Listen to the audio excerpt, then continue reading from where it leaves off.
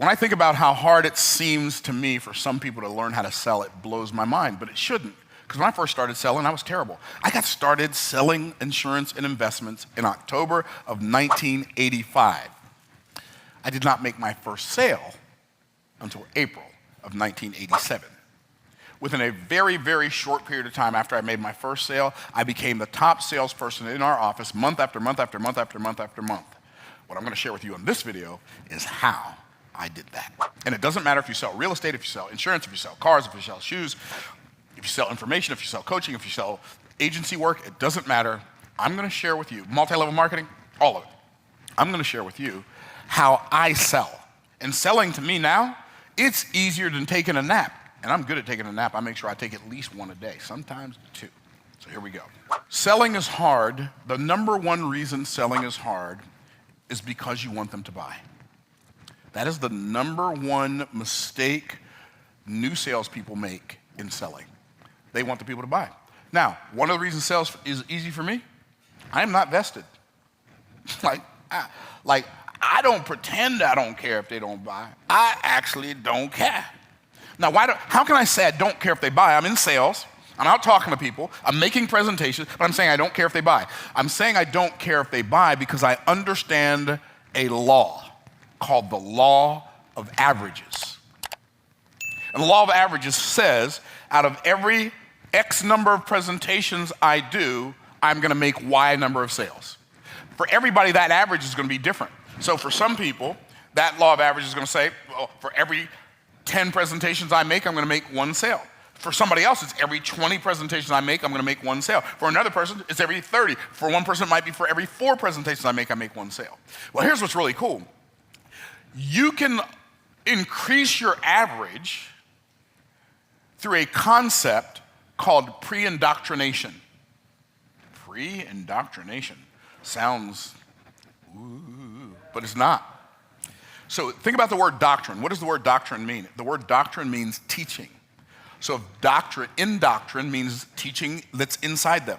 So if you can teach them something about the result they desire, not about your stuff, not about your product, not about your offer, not about your service, but if you can teach them something about the transformation they're already looking for, before you make them the offer, the likelihood of them saying yes to the offer increases exponentially. It's mind-blowing. We have, by the way, I'm not patting, oh, Myron, you're so wonderful. Well, some days I'm wonderful, some days not so much. But this is October 13th, 2023. We're not even halfway through the 10th month yet, and our business has generated over $15 million in revenue, and we've spent $0 on ads. Do you know why?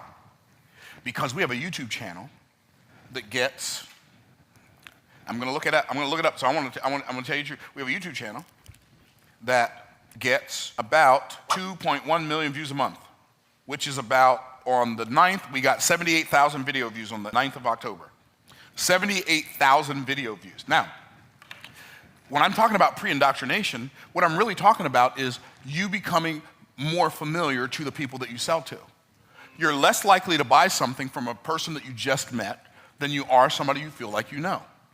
Now, if you know them too well, you're probably not going to buy from them either. Just keeping it real.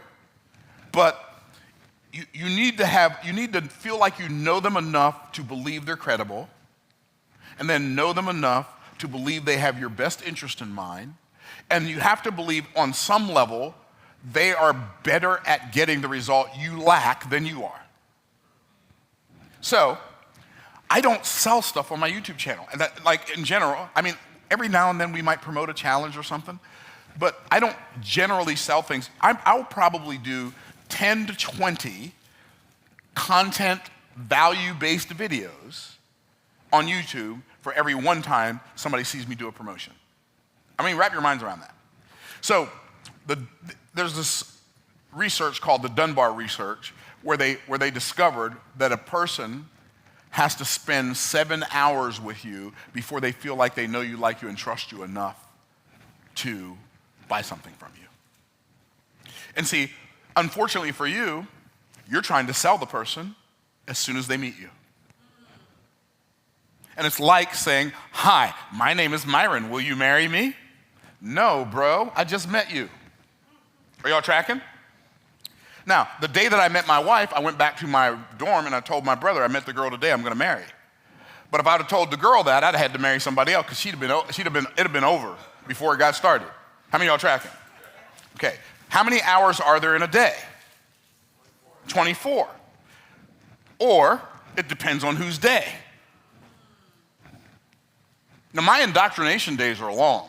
How long are they? On the 11th, we had 10,641 hours on the 11th. So my indoctrination days have thousands of hours in them. So people are watching me for thousands of hours. Do you think they feel like they know me? I'm gonna tell you how much they feel like they know me. People I've never met call me Uncle Myron.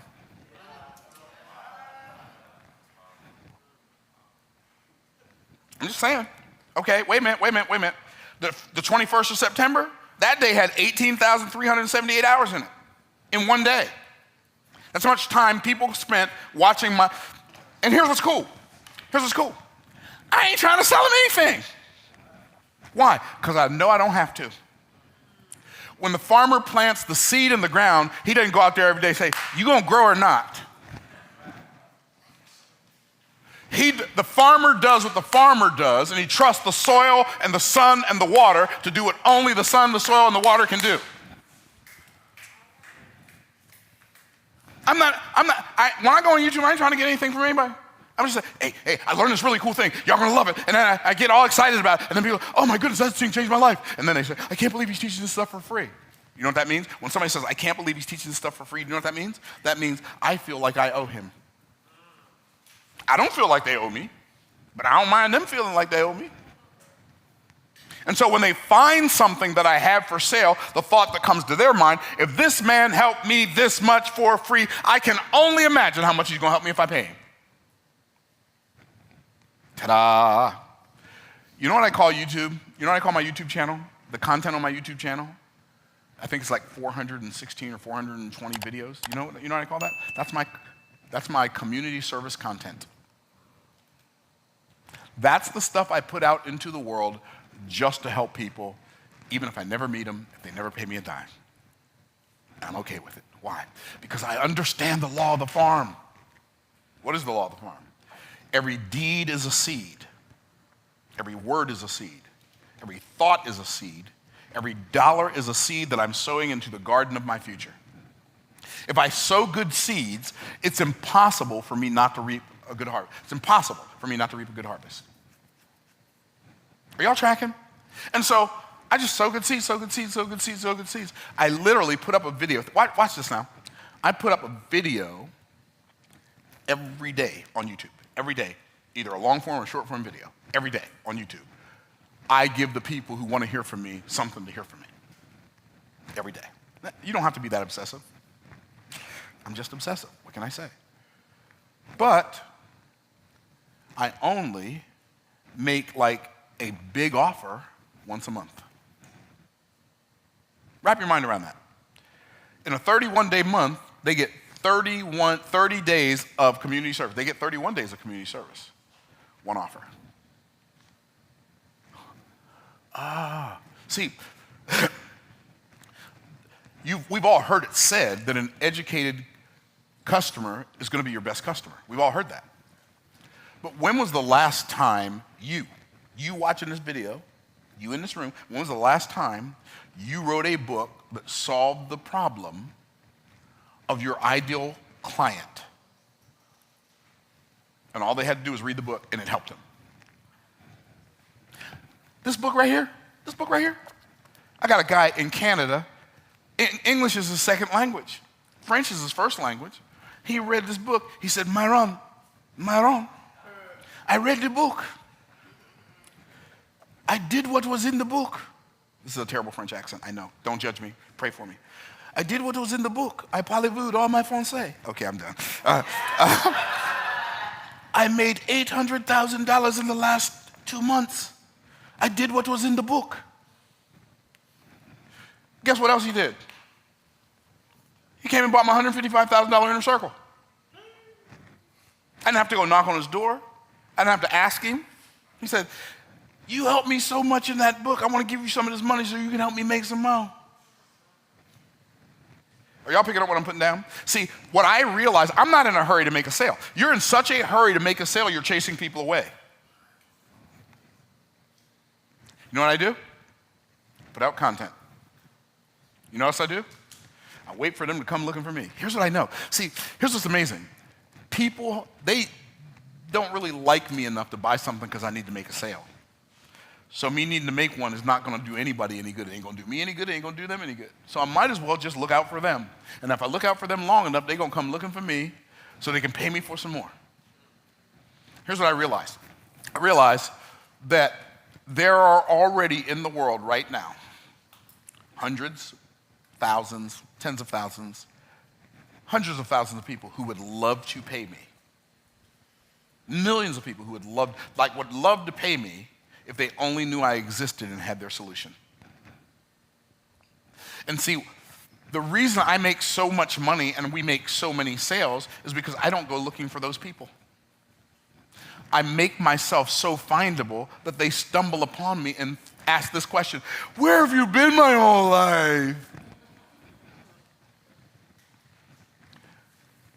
And you're so worried about what you think somebody's going to think about the sound of your voice or how your hair looks or how you look or how much you weigh, you won't put any content out for the marketplace to serve them. I'm just keeping it real. And here's the thing. All of us know something that'll help somebody other than us. All of us know something. There was a group of people out there in the world waiting for Miss Homemaker Martha Stewart to write a book on how to decorate your house. And now she's a billionaire with a B, baby. See, we think it's some big breakthrough. Well, it is. Here's the breakthrough. Go serve the people. He will be greatest among you. Let him be servant of all. Care more about them getting their result than you do about their getting their money, and I promise you, you'll start making sales. That's where it starts. Law of averages. Okay, so we talked about the law of averages. Talked about I am never trying to make a sale. I'm never trying to get anybody to buy. To me, selling is not about me trying to get you to buy. To me, selling is me persuading you, which is not the same as convincing you. I believe that convincing is the opposite of sales. I think convincing is what people who are bad at sales resort to because they're so terrible at sales. And that's why people think they don't like sales, because they don't like it when people try to convince them. I don't like it when people try to convince me. Bro, leave me alone. I already said no. Leave me alone. You don't have to convince. By the way, you can't convince me. If my no don't mean maybe not.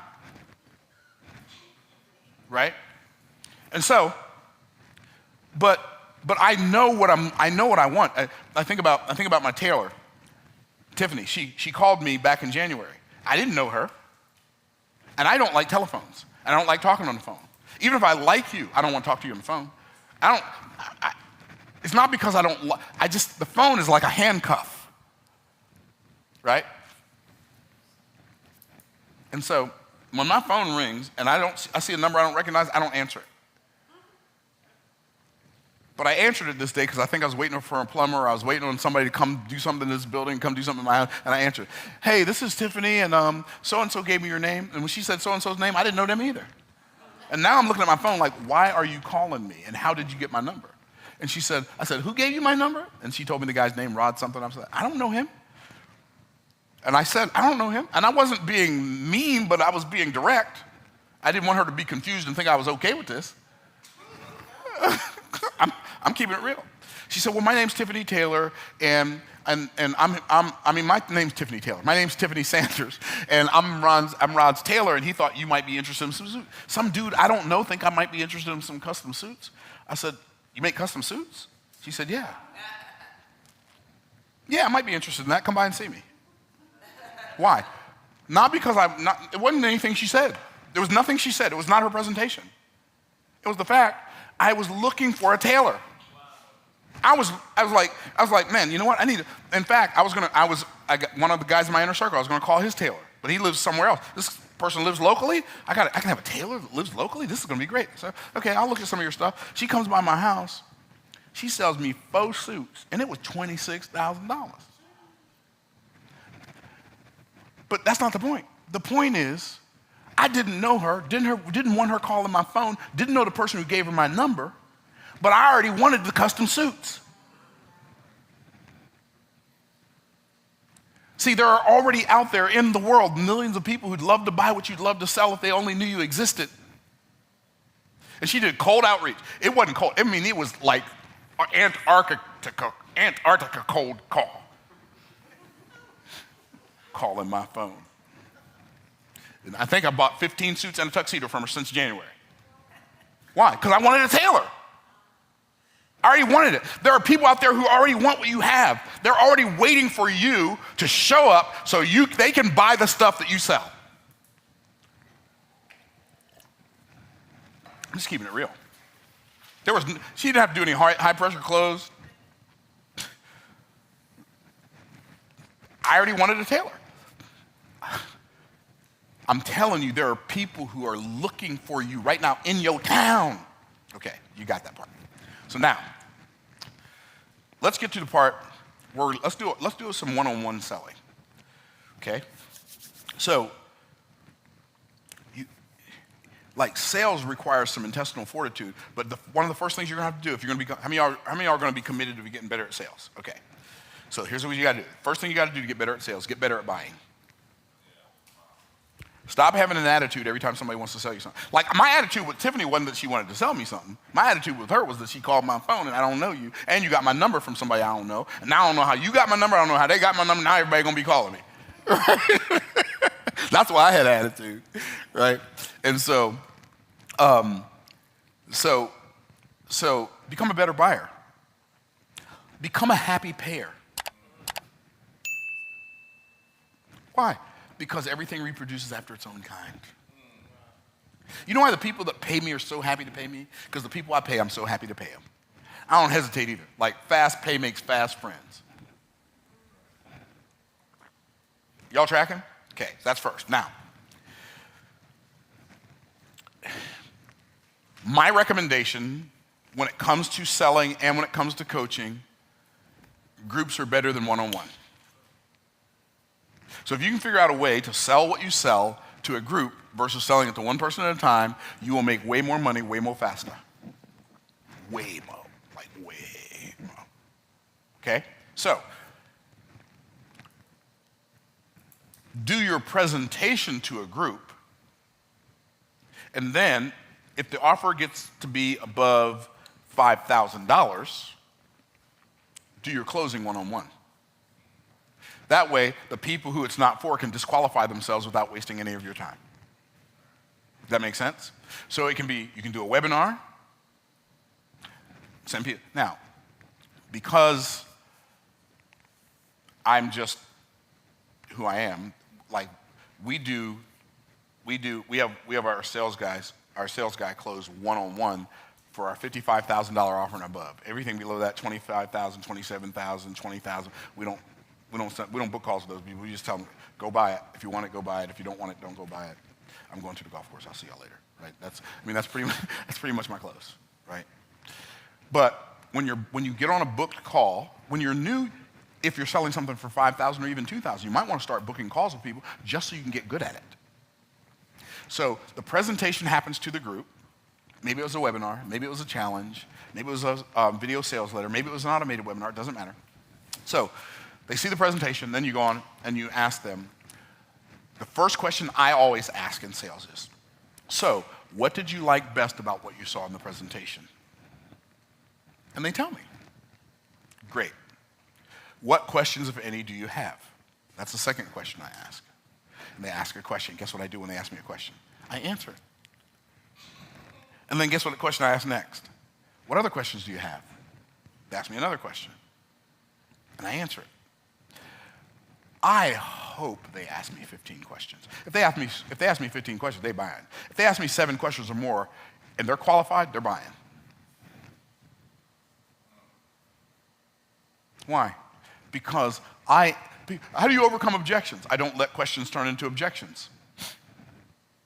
What is an objection? An objection is a question that you allowed to fester by not answering it in your presentation.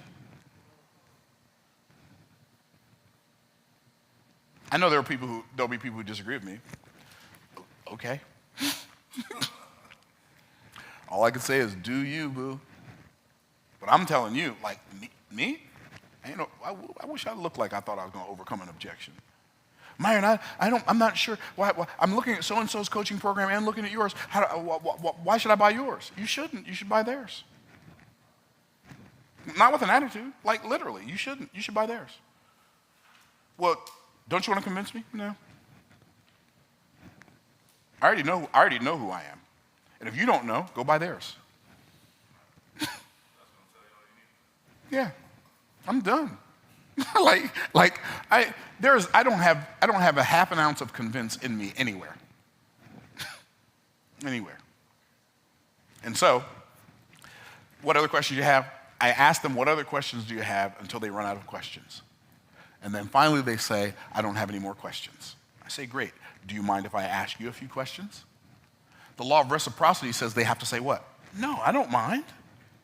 Great. What appeals to you the most about what you saw so far? Like building a super successful business and creating generational wealth for your family, or doing that in the next 3 to 5 years, or both? Guess what they always say? Both. Why? It was the last thing I said. They don't want to think about it, so they'll say both. I say, great.